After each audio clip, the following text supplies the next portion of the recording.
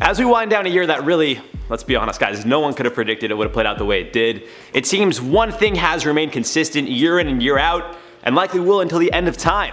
Influencers' apologies. Year after year, we see the internet celebrities take over, reaching new heights, only to be exposed by a former friend, coworker, lover, who knows. Other times they do things that cross the line and expose themselves, only to end up making a teary-eyed apology video on YouTube, which will obviously help grow their brand even more while getting back in the YouTube community's good graces. It seems one thing is for sure, there are always going to be influencer apologies. So we figured, why not wrap the year with some of the best of the worst? Today on InformOverload, we're counting down the top 10 problematic influencer apologies of 2020, but before we do, make sure you guys smash that like button, otherwise you'll have to make an apology video and send it to the entire IO team. And we don't want that. Alright, let's go. Starting us off at number 10, we got Shane Dawson. I mean, this guy really had a rough year, but it seems it was a long time coming.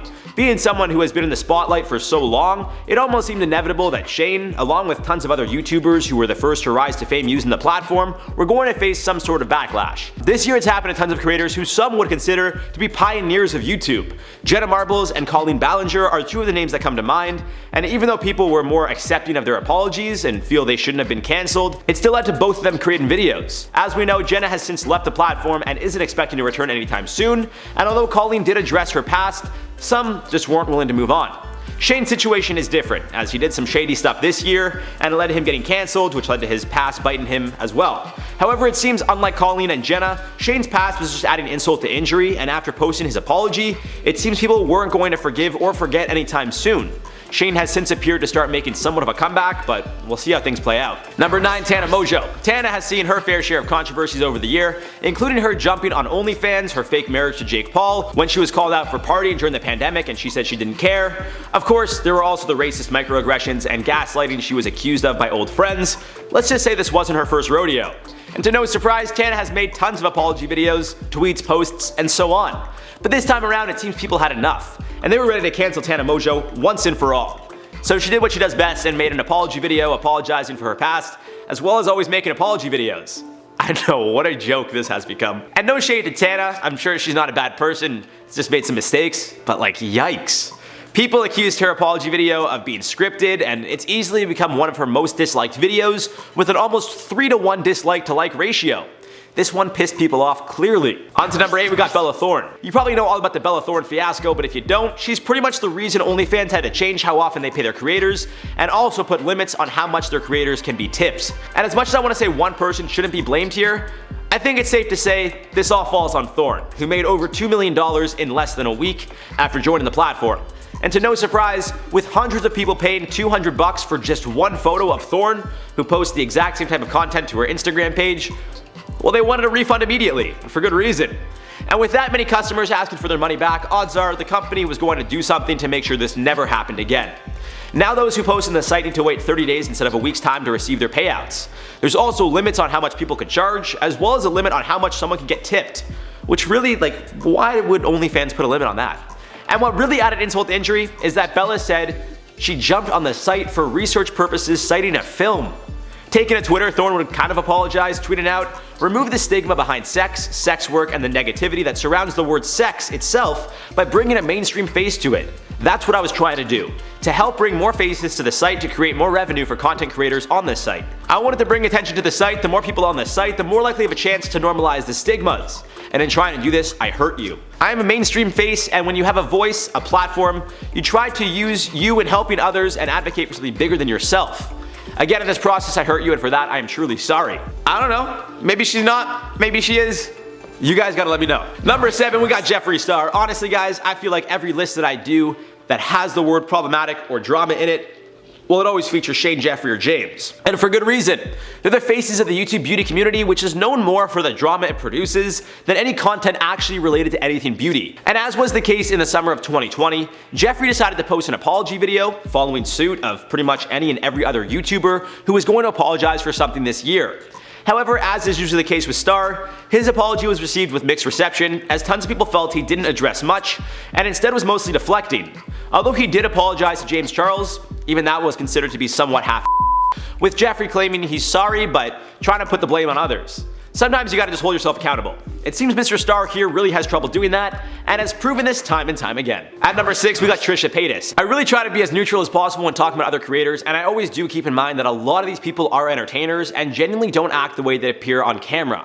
But there are certain people, such as Jake Paul, Jeffree Star, and of course Trisha, who I just feel are exactly how you expect them to be. Maybe it's an act for the camera, but I mean, who would want to play this type of character for so long? It's like playing a villain in a TV show for numerous seasons, but instead it's real life and the seasons are your age. It's just awful. Either way, Trisha has issued dozens of apologies over the course of her career, with the most recent one coming just a few weeks ago after she stormed off of the Frenemies podcast. For those of you unaware, Trisha and Ethan Klein from H3H3 Productions launched a podcast together in which they pretty much just argue and talk about controversial subjects.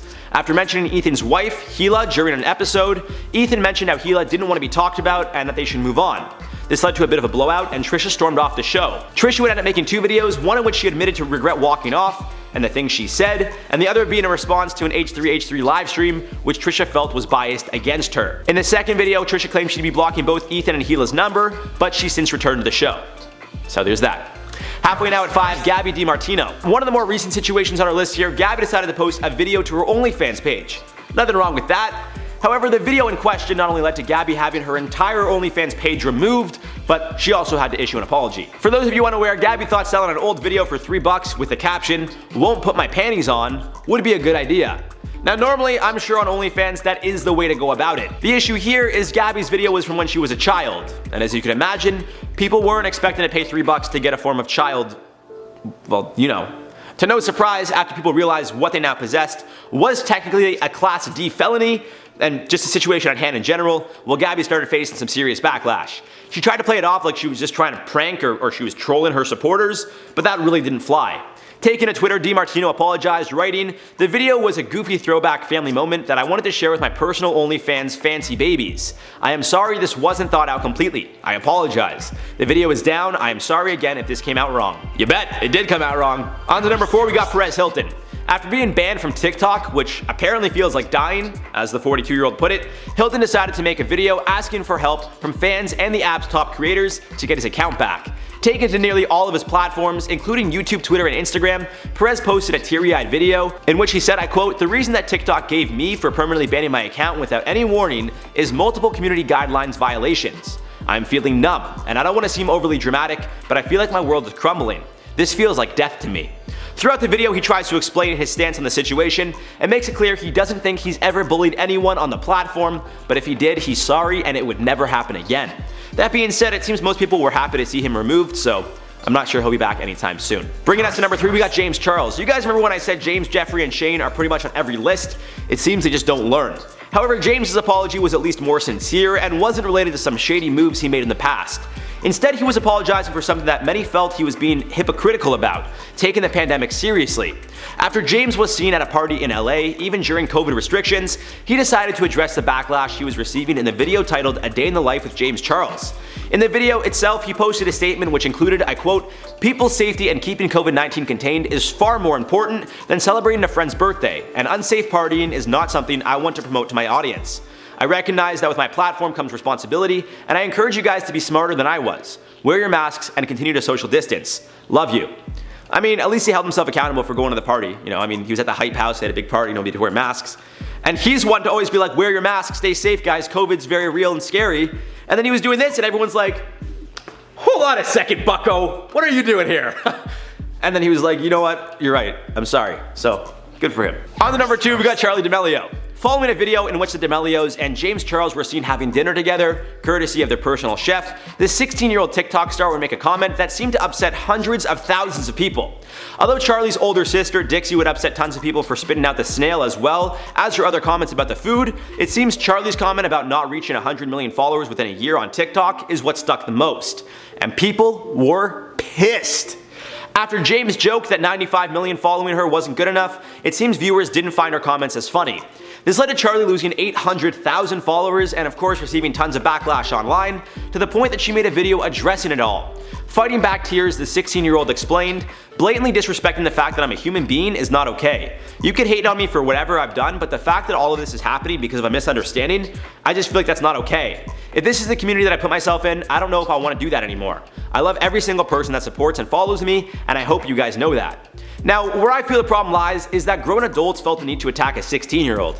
Honestly guys, that's the problem. She's still 16. She's got some growing up to do, but the fact that a lot of her supporters turned on her, people allegedly sent her death threats, among other forms of harassment, well, I mean, look in the mirror. You're the problem here, not her. She did apologize for saying what she said, but she's 16. If I had this platform when I was 16, you guys would hate me. I was such a different person. And then I grew up, and now I'm as great as I am. I'm like a king now. But back then, I was like a prince. Nah, I'm still a douche.